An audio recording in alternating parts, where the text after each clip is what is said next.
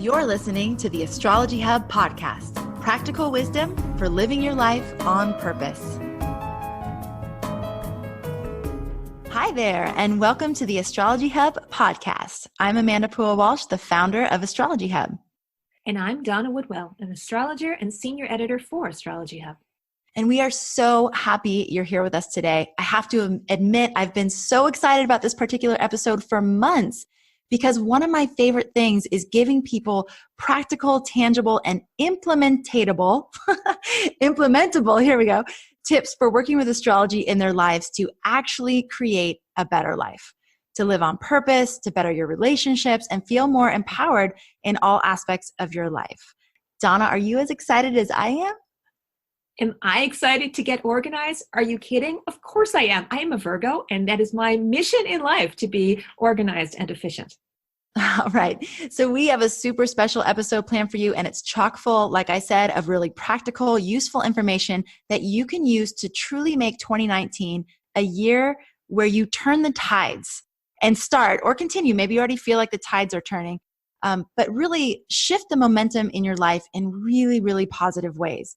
We're going to walk you through a 4-step intention setting process for 2019 using the 4 major elements to break up the year and make sure you focus on the most important aspects of your life. I know for me, when I'm setting intentions and goals and planning, sometimes it can be overwhelming because there's so many things that I'd like to work on. So what we're going to present to you is a very practical approach that will use astrology and the elements to really just organize it all and make sense of it all. So hopefully you will love it as much as we do. And we know also that it is hard to keep New Year's intentions. Here we are with this opportunity for a blank slate and lots of enthusiasm and motivation to begin again. But as we know, most people don't keep their New Year's resolutions because the truth is, no matter how motivated we are, changing bad habits, old thought, and behavioral patterns, it's hard. And so most of us don't actually have a lot of training or information on how to actually do it. So that's what we're talking about here today. 3 main things that need to change in order for us to actually create lasting change in our lives. And the good news is that astrology helps us with it all. So more on this soon, but before we dive into the episode, we wanted to remind you about some other episodes that are available to you. If you're interested in tuning into our weekly forecast or horoscope, you can check out our Monday episodes. In these, Donna turns into our cosmic weather girl and reports on the energies of the week. Donna, people are loving these forecasts. Can you tell us what you're thinking about when you create the forecast for us? Amanda, that's really simple. I record forecasts for the information that I want to know. And since it's information I want to know, I assume that people who are like me, who are interested in living life with the full access to their passion and their purpose, also want this information. Absolutely. Okay, so check those out, you guys. And then on Thursdays, we release an episode that's more focused on using the wisdom of astrology in your day-to-day reality. So the practical wisdom you can use to live your life on purpose. So check out the Thursday episodes. Those are numbered. So this is episode 005. We have episode 001 all the way through today, already available for you. Just make sure and subscribe to the podcast to make sure you get notified whenever an episode goes live. All right, one more thing before we dive in. I wanted to do a shout out to one of our cherished listeners. The name I can see for this listener is The Most Cake. I don't know what her real name is, but here's what she said. I like her sense of humor. I do too. And here's what she says about the podcast. The podcast is concrete and ethereal. I use this delightful and enormously helpful podcast to plan my weeks. After listening, I make notes in my planner and arrange my schedule so I'm dancing with the planets. In other words, not wasting energy, knowing when it's time to recharge, and knowing when I can have the most impact. I simply cannot recommend enough. Such great real-life tips as well as beautiful philosophical and deep takeaways. Thank you, Donna and Amanda. So thank you so much for taking the time to do it. And I love reading this because this is exactly what we're hoping the podcast does for all of you out there. So the fact that it is doing that for you, The Most Cake, makes us very happy. All right. So Donna, are you ready to dive in? Absolutely.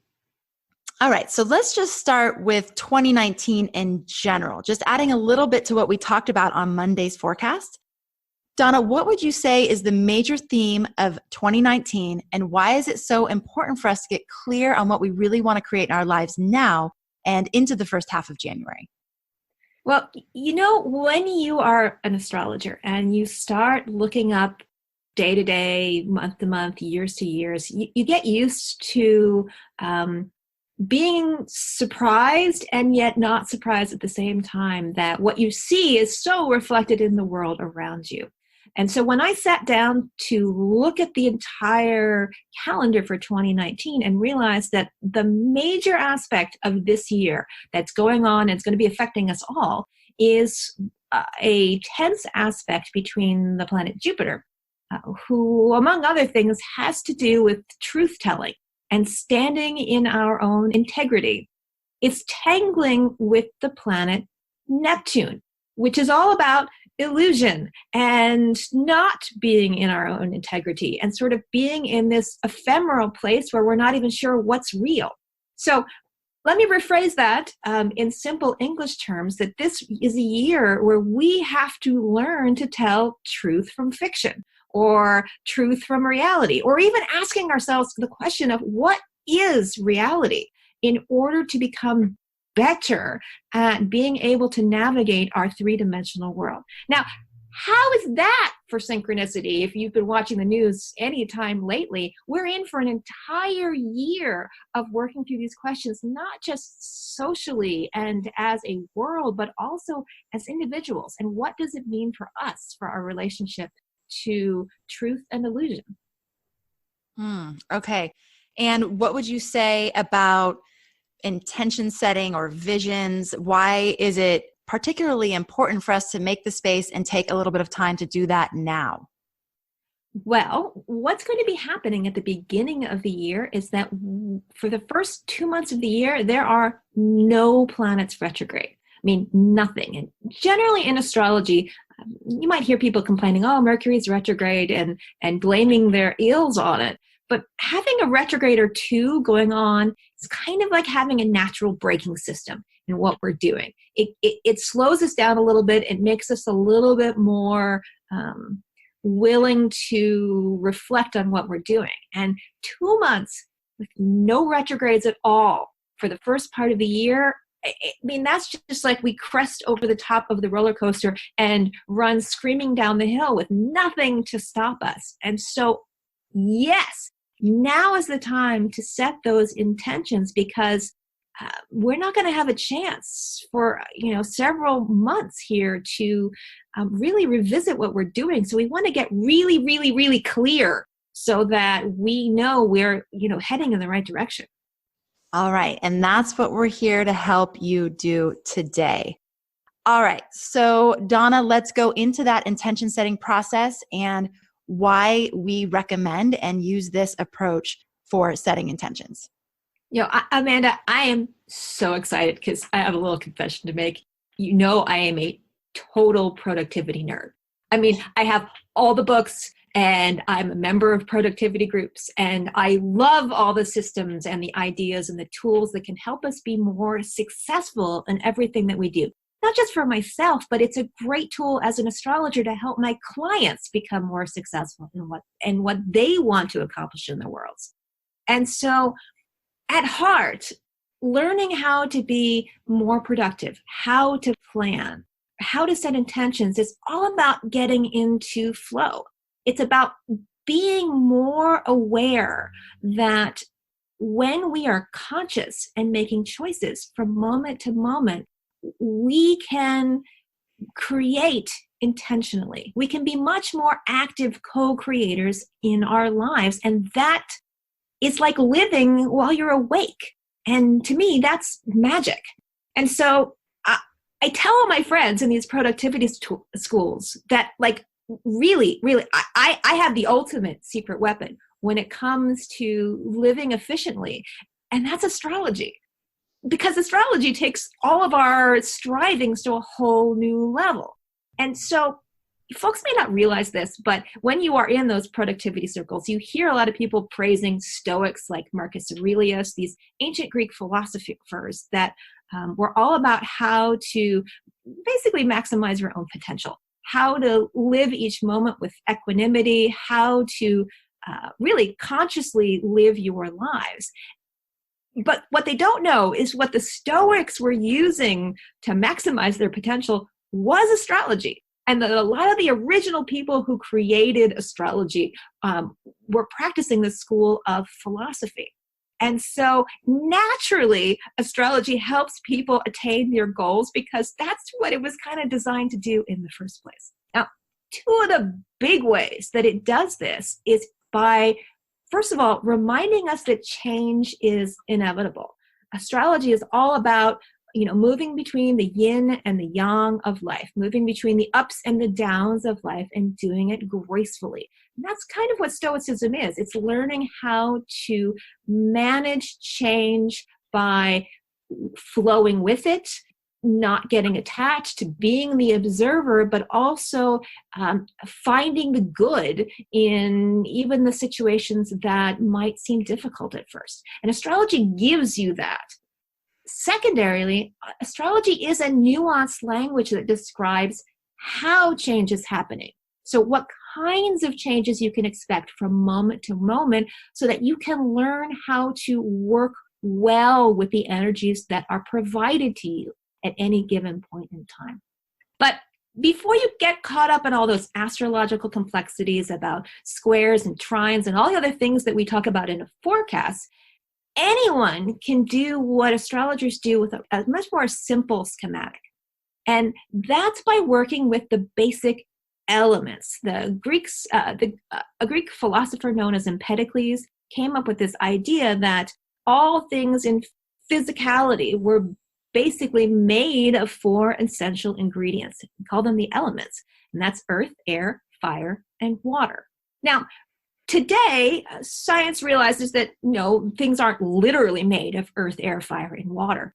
But what alchemists and astrologers and psychologists have realized over the centuries is that those 4 things make great symbols for the 4 main parts of us as we live our lives in 3-dimensional reality. And so those are fire, that's our divine sparkiness, so to speak. It's our spirit and our inspiration, our vision, and yes, our intentions. And water evokes our heart and our emotions and how we flow, our passions and our feelings. Air represents our minds, how we think things through, how we plan them, and how we communicate those ideas with others. And earth, that's our physical 3-dimensional body, our like real world actions and sensations, and how we physically experience the life around us. And those 4 things, when they're all in alignment, that's when we feel like we are in flow. That's when we feel like we can touch the divine. And we can plan with that, with astrology, because astrology speaks that language. It's designed to help us make sure that we can keep our fire side and our air side and our earth side and water side all working well together. And so once you start adopting this way of thinking things, not only are you more likely to be in flow, but your plans are also more likely to be successful. Even now, science is already proving that in order to have things follow through, you have to engage all 4 of these parts of your own being in order to make it stick. That's the secret of how you make these New Year's resolutions stick, or any other kinds of changes that you may want to make during the year. So if you can tell that I'm really jazzed about bringing this idea of how to use astrology in your planning to the world, I'm totally there. I'm totally on board. And Amanda, I'm so happy we get to do this. Me too, Donna. And we're going to walk you all through a short process for how to take the elements that Donna just described and actually do it, actually use it to plan your intentions for the new year in just a sec. But I just want to ask a couple questions before we do that, Donna. It seems like most people, when setting intentions, we either focus on the fire. So like that divine sparkness, an intention might be, I want to open up my heart more, and I want to, live in alignment with my path, or I want to realize my divine calling. That would be like a kind of intention. And we see a lot of intentions that come through from the Astrology Hub community because we ask people, to set their intentions and let us share and hold that vision for them. So a lot of intentions are like that. Or it seems like very physical. So, I want to lose 20 pounds, or I want to stop smoking, or I want to stop that bad habit or addiction or whatever it is. So it seems to me like this approach of really balancing, take the fire, the water, so our heart and emotions, our passions and our feelings, our air, our mind, like how we actually think about ourselves in order to become the person that we're thinking about. And then the actual action steps for like, okay, well, what do we actually have to do in order to make that vision that we're holding, that goal that we have, a reality? So let's just dive in, Donna. How can people start to work with the 4 elements to plan their year? Okay, so here's the shortened version. And Amanda and I talked about this last week. Just get a big old piece of paper and divide it up into 4 quadrants. So we're going to talk about the first quarter, the second quarter, the third quarter, and the fourth quarter, like people usually do when they're planning for an entire year. Only when you bring the astrological element into it, you realize that all moments in time are not created equal, and that the quarters actually have their own energetic signature to them, their own elemental signature to them. And those are based on the zodiac signs that start this season. So winter season is actually an earth season. Spring season is a fire season. Summer solstice, summer is a water season, and fall or autumn is an air season. So built into the repetition of the year, there's this movement of earth to fire to water to air that keeps going as we move through the days. And if you want to get down to the really micro level, there are even cycles within cycles. There are days of the week that have more air elements versus earth elements based on where the moon is moving from day to day.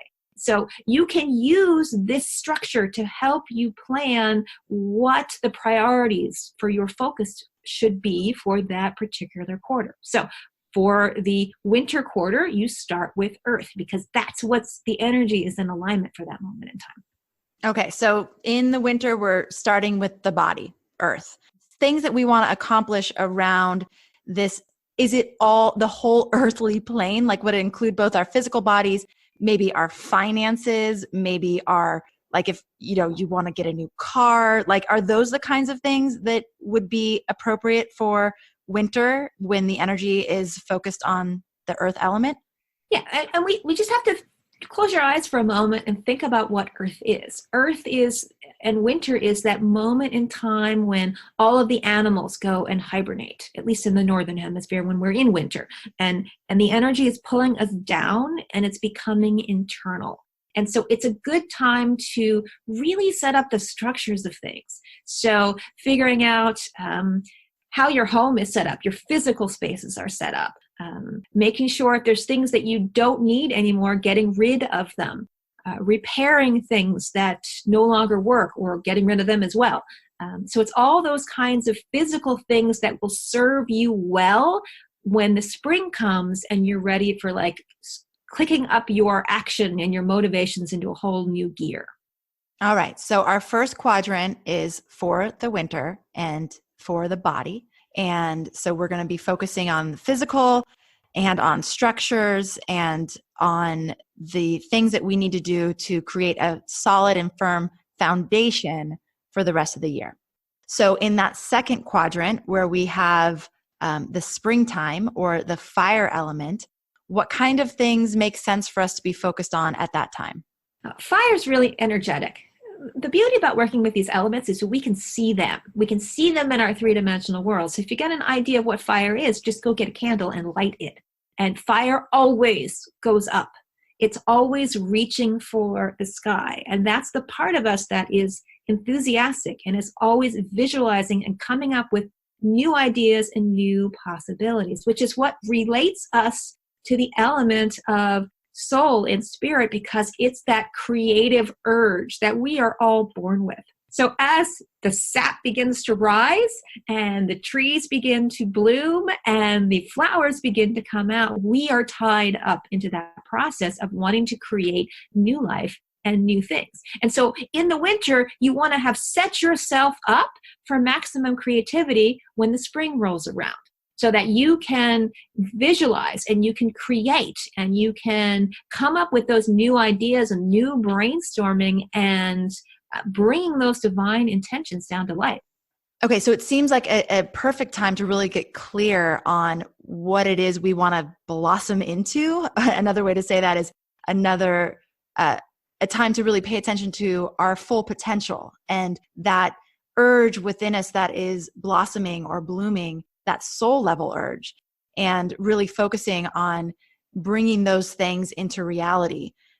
So aligning with that soul path and bringing it forth. Would you say that that's true about the springtime? Absolutely. I mean, think about what fire is. It's light. It is light. Light gives us the ability to see. It gives us the ability to bring our awareness. Light and consciousness go together, because when we can see, we can become aware of things. And so the season of light, that spring season, encourages us to become more conscious in all things that we do. Well, yeah, and share our light, right? Yeah, exactly. Okay, so now we have... let your light shine bright. Yes, exactly. Okay, so now we have the winter, which is focused on our body. We have the springtime, focusing on our soul or our spirit. Let's talk about the summer, which is the water element. What aspects of life would be the most supported to focus on during the summer? Okay, this is something that people feel naturally. By the time you've gotten through, to the middle of the summer, the weather outside is often hot, and you've been working for what feels like a big chunk of the year. It's a time to scale back a little bit and tune into the emotions that you bring to the table. This is why people go on vacation in the summertime. They need to rest and rejuvenate on that emotional level, or they need to make sure that they're remembering to have fun in all of the things that you do. Because without let me put it this way. It's so easy in this world to just work and work and work and work and then wonder why we get burned out. Well, we get burned out because we're not honoring the water element. We're not honoring the element that needs to pull back a little bit and say, hey, I need to feel good. I need to nurture myself. I need to make sure that these, needs of the soft, cuddly insides of me are taken care of, so that I can continue to serve in the ways that I want to serve in the world. And so the summer is a great time to take that step back, step away, to make sure you are supported enough, and touch in with your friends, touch in with your family, so that you know that your heart is being taken care of. All right, so we know what to focus on for the winter, the spring, and the summer. Let's talk about the fall. So this is the air element, and it's associated with our mind. So what kind of intentions would we want to be setting for the fall? Well, when the skies start getting darker again, because the sun is not out as much, we naturally start to pull inward a little bit. And that back to school vibe that we have in the fall is not an accident. It's when we have had our most active seasons already. We've already had our fire season and our water season, both of which, take a lot of energy and oomph to experience. We naturally detach just a little bit, and we get a little more reflective about what we're doing, why we're doing it. Sometimes we sit back. Maybe we read a book. Maybe we study something new. Maybe we go back to school for the real back to school vibe. Or maybe we just want to spend a lot more time journaling. Any of those mental kinds of things, those communicating kinds of things, those are great stuff to do when you are in the fall season. Okay, so that's the time to take a course, do a certification, attend workshops, and do those things that really nurture the mind. Right, and communicating too. Let's not forget, things like relationships. I mean, when you start looking at the 4 elements theory of how we move through the world, we realize that everything possesses all 4 of the elements. So even relationships, they have a fire side, they have an air side, they have an earth side, and a water side. And to nurture the entire relationship, you need to support all of those sides of the relationship. But in the fall, we have a special kind of relationship dynamic that focuses on the communication between two people and how to evaluate a little more objectively how we can improve things like our communication with others, or because it gives us a little bit of that detachment that sometimes when we're stuck in relationship situations, it's kind of hard to see because we're so caught up in the subjectivity of the moment. And fall usually releases that a little bit so that we can act without judgment. Okay. All right. So now we have all 4 of our quadrants and we know what is supported most at each time of the year. And then within that, we also can use the elements to actually create concrete, actionable, inspired, and likely to happen goals and intentions. So we basically can take the 4 elements to map the year and choose times of the year to focus on different things. And then within the 4 seasons, we can use the 4 elements again to make sure that our goals are not only focused on one of the areas, that it actually is balanced and focused on all 4. So we're actually going to be walking through that process with you during our bonus workshop that's happening at the end of the free forecast event, January 15th through 17th.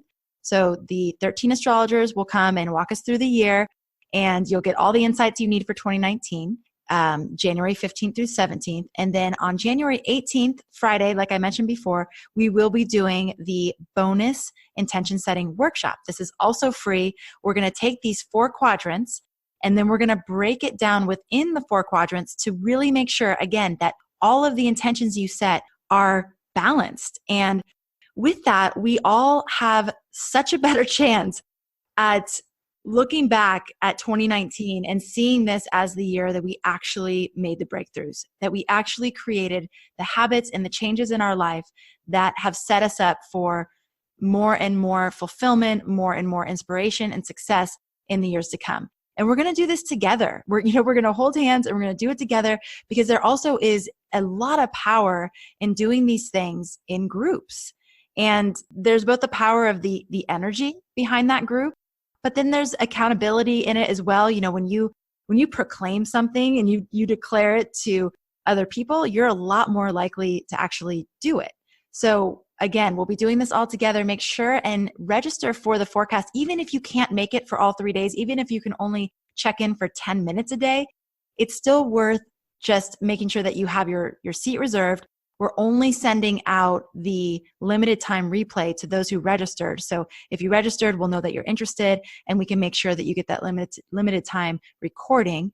And then also you'll be invited to that bonus intention and goal setting workshop. Donna, for those that want to do this on their own and who may or may not want to join us for that workshop, is there anything else that you would give them to help guide the intention and goal setting process for 2019? And not just for 2019, but anytime you are sitting down to create intentional actions in your life, I highly recommend this process. I was not only trained in magic and manifesting things, I was also trained in hypnosis and productivity skills. So I have the trifecta of everything you need to be successful. So this is what I do. All right, so think in terms of fire, air, earth, and water, and make sure you've got all of your bases covered. Fire is the vision. It gives you the clearly defined goal or intention that you want to manifest. If you don't know what you want to create, it's really hard to create it. Let me give an example of that. Let's just, as we walk through this, let's just get a little more, add a little example. So let's say someone was looking at the winter, the time to be focused around the body, and they made a fiery intention to be in the best shape that they've been in their entire life. So that could be like the high level intention. Absolutely. And think of what fiery is. It inspires you. It gives you the energy, like, yeah, I want that. And so you want those intentions to be, yes, I want that feeling, not just some, oh yeah, that sounds like a good idea. No, you want to get fired up in order to do it. All right. So we have our guiding intention example of I want to be in the best shape of my entire life. Okay. What would be the next thing? Okay. The next step is that you need to create a specific, concrete, measurable, something that you can kick, goal related to this intention. So if this is the airy side of the equation, because it's the part that keeps you accountable and gives you something that you can clearly, rationally understand. So if your intention is to be in the best shape of your entire life, what does that look like in a way that you can measure it? Does it mean that you're going to go swimming 3 times a week? Does it mean that you are going to lose a certain number of pounds? I mean, what does it mean to you, Amanda, when you set these kinds of intentions? So Donna, for me, that would look, some specific measurable things that I could say were evidence of me being in the best shape of my life would be maybe a certain waist size, like if I were to measure my waist and it would be a, certain size. And then maybe I can do things that I've never been able to do before. Like maybe I can hold a headstand for a couple minutes. And maybe I can do the splits, and maybe I can go on a hike for 3 hours and, be able to hang and not have to rest a million times. So those would be indicators of fitness that would help me see that I'm in the best shape of my life, which from what I'm getting from you is an air level goal. Yes, this is the part that engages your mind so that your mind knows exactly what it's supposed to be doing. And to follow that up is the third step of the process.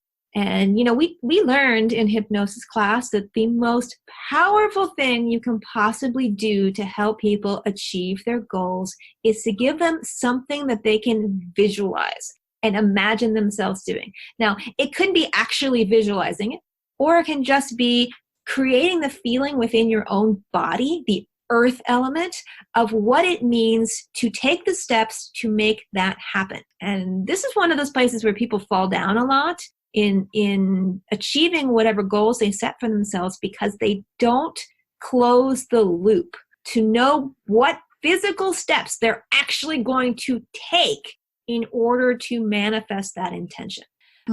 So in your case, it could be, all right, let's just say we're going to go to the gym. That I'm going to go to the gym, and this gym at this location 3 times a week at 8 o'clock in the morning on my way to work. Something like really, really concrete that you can see in 3 dimensions, because that's what it takes to create actions that actually happen, that you can do so that your little animal self knows what it means to do them. So it's really focused, the body element, the earth element or the body element is really focused on the structure or the process that needs to happen in order for that outcome to come true or to come through. So basically, my goals were around a waist size. So that might have something to do with what I'm eating. So being very specific about what I'm going to eat, when I'm going to eat, where I'm going to eat.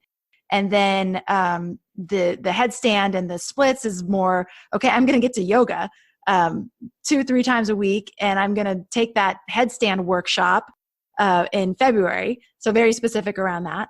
And then the hiking would be like my cardio. So I'm going to actually get to the gym and do my spin class 2 times a week or whatever it is. So, and what day? So we're talking about real concrete step-by-step process for creating the outcome we want.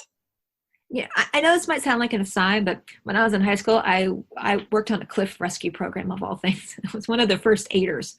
And in order to be successful in, basically saving people's lives who've fallen down the cliff, they had to train us how to react so that when we got there and there was blood and guts and things all over the place, that we didn't freak out.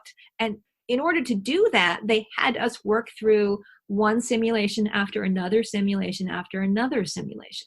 Because in working through those simulations, we could see ourselves doing it because we were pretending, so that when we got to the real situation, we would actually go through the steps. It's the same kind of thing that you have to be able to see in yourself. You have to be able to visualize what you're going to do, because that is literally how the animal parts of ourselves operate. They don't just stick up in their head and say like, oh, that sounds like a good idea. They won't actually do it. You won't get off the couch and make those kinds of changes. And we need to get the couch potato side of ourselves really understanding what it needs to do if you want to make concrete changes that stick. Okay, so our final element as we're setting these intentions and goals is the water. So the heart. So how do we bring that in? How do you bring that in? Well, that is an excellent question. This is one of those other things that we don't necessarily pay enough attention to, that my magic teacher called it the tendency to yes, but. Yes, I'm going to do this, but I'll be a failure. Or yes, but, oh, I don't have enough money to pay for that. Or yes, but, oh, let me just sit here and watch Netflix. Whatever your but is, it's those self-sabotaging beliefs, that tendency towards inertia, those emotional blockages that we seem to struggle with every day, that we need to address consciously as they come up, so that we can be successful in the kind of work that we want to do. And hiding them and pretending them they're not there, or feeling guilty that you're a failure, all that stuff, that's not gonna be helpful in the process. Which is why it's so useful when you're goal setting to do it with other people, because other people can give you that cheerleading and that understanding that they're struggling with some similar things. And so it's not you, and you're not alone, and you're just learning how to nurture yourself through this process, and salute the resistance that comes up as a signpost that you're going in the right direction, and an opportunity to clear stuff out of your way, so that as you become more successful in achieving your goals, that you have the confidence that you've done it in the past, therefore you're going to be able to do it in the future. And without honoring that watery side of ourselves, that and allowing ourselves to be, frail humans that are doing the best that we can, and yet doing the work anyway, it's easy to get stuck. So we don't want you to get stuck there. We want to pull your emotions in and tap into that source, because that's the thing about emotions. Once you get the blockages out of the way, you're pulling from pure spring water that feeds your soul. So let's bring it back to our example. Best shape of our life. We have our clear goals of what the outcome looks like. We have our clear structure of how we're going to actually do it. And so this fourth element of the of water and the heart, I'm still a little bit unclear how we would use that in our process. Would we identify potential emotional blockages, like go back to the time when someone teased us for being overweight and work through that emotional blockage? Or, how would we actually use this to create our intention? It's always hard with water, because water does not follow the rules of logic. It's the hardest element in our society, because it's the least supported of all the elements in our modern culture. It means having compassion for yourself. It means, water always follows the path of least resistance. So it means understanding where your resistance is. And so, in your case of, okay, let's just use going to the gym, because a great way to overcome that is to, pack up all your gym clothes and have them sitting by the door. And so you'll trip over them before you go out the door, and you have to pick them up. Or I know some people who sleep in their yoga clothes, so that when they get up in the morning, they can go right to yoga because they're already dressed for it. It's those kinds of things. It's recognizing where our frailties are, having compassion and humor for them, and understanding when we need camaraderie and comfort of other people, and building that into the system, because resistance is going to happen. And the question becomes, how are we going to meet that resistance when it comes? And what tools do we have to re-navigate and re-narrate our own story so that we can see ourselves in the role of the hero who successfully accomplishes the quest at the end, rather than some kind of failure. It seems to me like some sort of identity shift would need to happen. So if I've never thought of myself as fit, and yet I set this goal, it seems like I need to start thinking of myself as a fit person, and even referring to myself as that. So every time I get up and go to the gym at 8 and get out of bed when it's freezing and pick up that gym bag and go, there needs to be some acknowledgement of who that means I am now. And that maybe I never was that before, but now I am that because I'm actually doing it. Absolutely. That gets to the heart of the matter. When we claim that identity, when we really can resonate with this, it can provide another kind of fuel that, keeps our actions going. Because it really, if you think about it, if you're going to create a new habit, you are a new person. It's a new habit a habit's not just something that you do for 5 days and then it goes away. It's something that you do every day for the rest of your life, or every other day for the rest of your life. And if you're going to be a fit person, you're going to be a fit person. You're not going to just lose 20 pounds and then you're done. Because if you did that, what would happen, and as anybody who's tried to go on a diet knows, you would lose the weight. And because you didn't change your identity about who you were, once you stopped and you got off your diet, you are going to gain it all back, and sometimes maybe more than you had before. And so you need to change that. This is the process. Water also changes. It's fluid. It moves given the situation. You change the vision of who you're going to become as part of this process. I love that. Okay. So for those of you out there who have a goal to write your book, or to stop smoking, or to have more harmonious relationships, it's like, start saying, when people ask what you do, say, I'm a writer.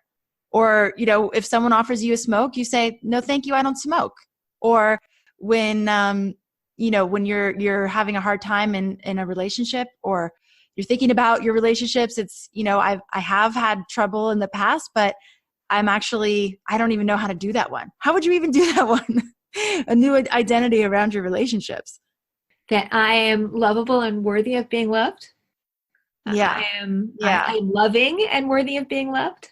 Yeah, exactly. Okay. So for each of these things, each of these areas of life that you're going to be focused on in 2019 and beyond, there is this process you can walk through with each of the elements to really create concrete, balanced goals, visions, intentions, and new identities, really, that you're going to start to align with. So again, we will be doing this all together during that bonus workshop at the end of the forecast. So we hope to do it with you. It's going to be so much fun. We're going to spend 90 minutes. We're going to walk through it together. It'll be a really great opportunity for you to really solidify. I think so many times we just carry these ideas around in our heads, and we don't actually take the time to put them down on paper. And there's been so much research to back up the power of actually writing things down. There's also been a lot of research to back up the power of doing things in a group. So we're going to harness all of that and do it together and really start this year off right. So please join us for the forecast, and if you can, for the bonus intention and goal setting workshop. And you can just go to astrologyhub.com/2019. And hopefully what we've walked you through today has already sparked some ideas and gotten you started on the process. Because the new year is coming up here really soon. And like Donna said, we have no planets in retrograde for January and February. So we can hit the ground running, and we can really make a lot of things happen in our lives. So let's do it with intention. Let's do it with purpose. Let's do it with the power of astrology, because we can, and it's going to help. So we look forward to sharing all of that with you. And another really cool thing is that when you register for the forecast, you are going to get our free 2019 astrological planning calendar. And this is going to give you the daily information on the energies of 2019, plus journal prompts you can use in your journal to work with the energy, plus mantras and other suggestions that you can use to really, again, align your energy and your efforts with the energy of that lunar cycle. So that calendar is available to you for free, and you will get the link to download it as soon as you register for the 2019 forecast. So thank you so much for joining us today. We hope that it was useful, and we will catch up with you on Monday for our first weekly forecast of 2019. If you haven't already subscribed to the podcast, make sure you do that, and that way you'll be alerted every time a new episode is posted. And coming up next Thursday, we have episode 006. We'll be featuring our current Inner Circle guide, Jennifer Rasiopi, who will keep us in this real beginning of the year planning and dreaming mode. She's amazing, super practical and down to earth and helpful. So again, make sure you subscribe so you get notified whenever a new episode is posted. And if you could rate and review so more people have the opportunity to work with the practical wisdom of astrology so they can live their life on purpose too, please do so, because we all know that the world could certainly use a lot more people who feel connected to a deeper sense of purpose and meaning in their lives. We truly believe, and I'm sure you can see this as well, that the world would be a really different place if people understood that they actually do have a purpose, that there is meaning, and they have a role to play in it. So every time you rate and review this podcast, you make it possible for more people to get the information that we share here with you. So if it resonates, please share it. We want to thank you for making astrology a part of your life, and we will catch you on the next episode. Planning a trip? Ready to buy a home or fall in love? Find out if this is the year for you to do it when you tune into Astrology Hub's 4th annual New Year Forecast Marathon, featuring 12 world-class astrologers as they reveal the most important energies of the year, month by month. Go to astrologyhub.com/forecast to reserve your free spot today. Again, go to astrologyhub.com/forecast to join the most comprehensive online New Year astrological forecast in the world today.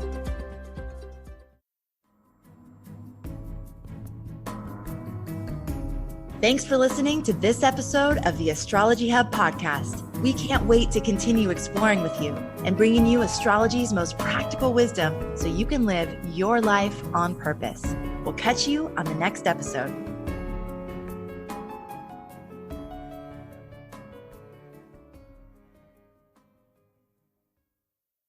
Hi, this is Chris Kaplan, the producer of the Astrology Hub podcast. This episode is over, but check the show notes for links to products and services you've heard about during this episode. And if you enjoyed our show, please subscribe and rate using the subscribe button wherever you listen to your podcasts.